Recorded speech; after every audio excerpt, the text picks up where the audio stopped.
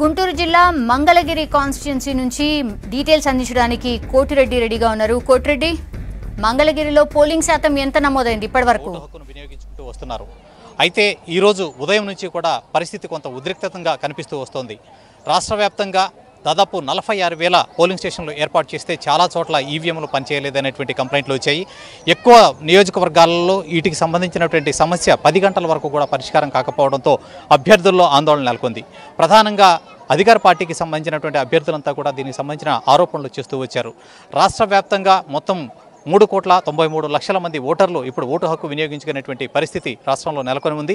గత ఎన్నికల్లో 78% పైగా ఓటర్లు ఓటు హక్కు వినియోగించుకుంటే ఈసారి 80% దాటుతుందని తొలుత అంచనాలు ఏర్పడ్డాయి. కానీ ఇప్పటి వరకు రాష్ట్రంలో గమనించినట్లయితే 20% మించి పోలింగు నమోదు కాలేదు. చాలా చోట్ల 8-10% పరిమితమైనటువంటి పరిస్థితి ఉంది. ప్రధానంగా 10 గంటల వరకు చాలా చోట్ల ఈవీఎంలు మొరాయించడంతో ఈ పరిస్థితి తలెత్తింది. ఇక రాష్ట్రంలో వివిధ నియోజకవర్గాలలో ఉన్నటువంటి పరిస్థితుల రీత్యా అక్కడ ఉద్రిక్తతలు కూడా చోటు చేసుకుంటున్నాయి. అభ్యర్థుల మధ్య విభేదాలు, ఘర్షణలు చోటు చేసుకుంటున్నాయి.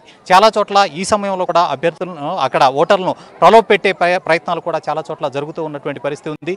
బహిరంగంగానే నగదు పంపిణీ జరుగుతూ ఉన్నా అక్కడ అడ్డుకునేవారు చాలా చోట్ల కనిపించడం లేదు. 197 కంపెనీల కేంద్ర బలగాలు వచ్చినప్పటికీ, అలాగే రాష్ట్ర వ్యాప్తంగా ఉన్నటువంటి 90,000 మంది సిబ్బందిని ఇందుకు వినియోగిస్తున్నప్పటికీ కూడా సెక్యూరిటీ సరిపోలేదు అనేటువంటి అభిప్రాయం కూడా చాలా చోట్ల వ్యక్తమవుతూ ఉంది. మొత్తం 175 అసెంబ్లీ నియోజకవర్గాల్లో 2,186 మంది అభ్యర్థులు పోటీ పడుతున్నారు. గతానికి భిన్నంగా 5 పార్టీల నుంచి అభ్యర్థులు పోటీ పడుతున్నారు. అయితే త్రిముఖ పోటీ కొన్ని చోట్ల నెలకొంటే చాలా చోట్ల ద్విముఖ పోటీయే ప్రధానంగా కనిపిస్తోంది. ప్రస్తుతం మనం మంగళగిరి నియోజకవర్గం గుంటూరు జిల్లాలో ఉన్నాం. గుంటూరు జిల్లా మంగళగిరి నియోజకవర్గ పరిధిలో ఉన్నటువంటి తాడేపల్లి పోలింగ్ బూత్ వద్ద ఉన్నాం. ఇక్కడ కూడా కొద్దిసేపటి క్రితం వరకు కూడా ఒక ఈవీఎం మొరాయించడంతో మహిళలు చాలా సమస్యలు ఎదుర్కొన్నారు. దానిపైన ఆగ్రహం కూడా వ్యక్తం చేసినటువంటి పరిస్థితి తలెత్తింది. అయితే కొద్దిసేపటి క్రితమే దాన్ని టెక్నికల్గా సాంకేతిక లోపాలన్నీ సవరించి ప్రస్తుతం పోలింగ్ సజావుగా సాగుతూ వస్తుంది. ఈ నియోజకవర్గంలోనే, ఒక మంగళగిరి నియోజకవర్గంలోనే 10 గంటల వరకు దాదాపు 40% ఈవీఎంలు పనిచేయలేదనేటువంటి ఆరోపణలు వచ్చాయి. మరోవైపు ముఖ్యమంత్రి చంద్రబాబు నాయుడు ఉండవల్లిలో తన కుటుంబ సమేతంగా వచ్చి ఓటు హక్కును వినియోగించుకున్నారు.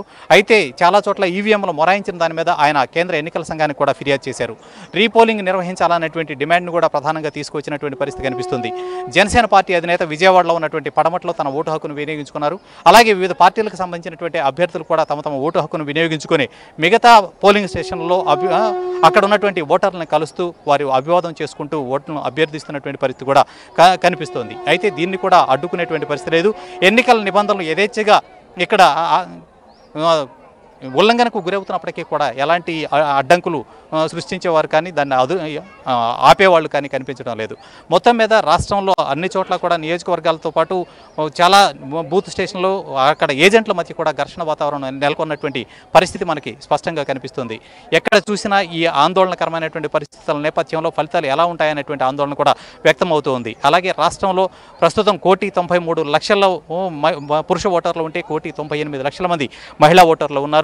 అలాగే కొత్తగా ఓటు హక్కు వినియోగించుకుంటున్న వారు 10 లక్షల మంది పైగా ఉండడంతో మొత్తం నిర్ణయాత్మక శక్తిగా యువత అలాగే మహిళలు ఉంటారనేటువంటిది అన్ని రాజకీయ పార్టీలు వ్యక్తం చేస్తున్నటువంటి అభిప్రాయం.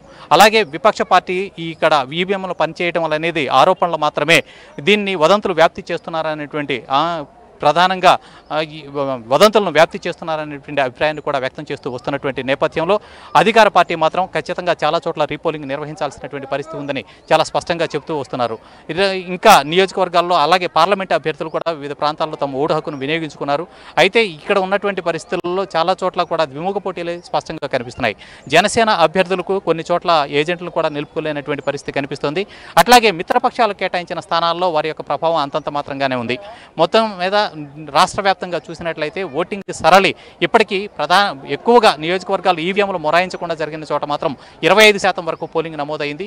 మిగిలిన చోట్ల కేవలం 15% వరకే నమోదైనటువంటి పరిస్థితి ఉంది. మొత్తంగా ఈ సాయంత్రానికి 78 నుంచి 80-82% వరకు కూడా పోలింగ్ నమోదయ్యేటువంటి అవకాశం ఉందనేటువంటి అభిప్రాయం మాత్రం వ్యక్తం అవుతుంది. సౌమ్య, ఇది ప్రస్తుతం